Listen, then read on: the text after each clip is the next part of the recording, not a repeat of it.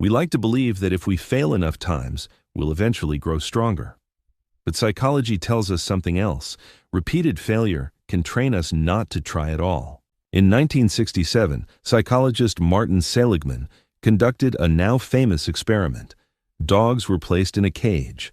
A buzzer would sound, followed by an electric shock. At first, the dogs struggled desperately. They fought to escape, but no matter what they did, the shock kept coming. After enough repetitions, the dogs stopped trying. Later, the experimenters opened the cage door. The dogs could escape freely, but they didn't. They lay down, endured the pain, and waited for it to end. Not because escape was impossible, but because effort felt pointless. This is learned helplessness, when the brain learns that action no longer matters.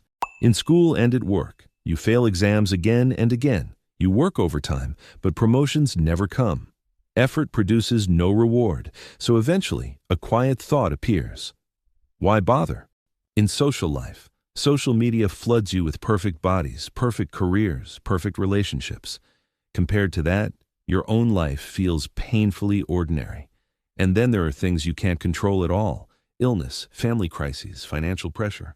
The world feels heavy and you feel small. And sometimes helplessness is inherited. Children who grow up watching unhappy marriages may decide that love will never work for them. They didn't fail, but they learned helplessness by watching their parents' relationship. So why does the brain get stuck like this? Learned helplessness isn't about being weak. It's about learning a pattern. You try, nothing changes. So eventually, you stop trying. Over time, the brain learns a simple rule: no reward, no reason to act. And the world around you keeps reinforcing the lesson. At home and at school, obedience gets rewarded. Questioning gets shut down, so you grow up waiting to be told what to do. In society, housing, competition, and inequality get reframed as something personal. If you're struggling, you just didn't try hard enough.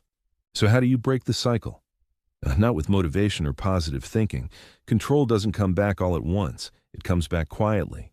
It starts when you change what success means. Not money, not status. Success can be a finished workout, a good outfit, one small win. Small wins make your brain feel it again. What I do still matters. The opposite of helplessness isn't thinking, it's doing. Step outside, feel the air. Small actions create feedback loops, and feedback brings control back. There's a line from the film Soul. If we're all going to die anyway, there's no need to prove we were meant to be something special. Meaning doesn't have to be earned. It can be experienced. Enjoying a moment, a meal, a walk, a conversation is already enough. Sometimes just standing up is how freedom begins.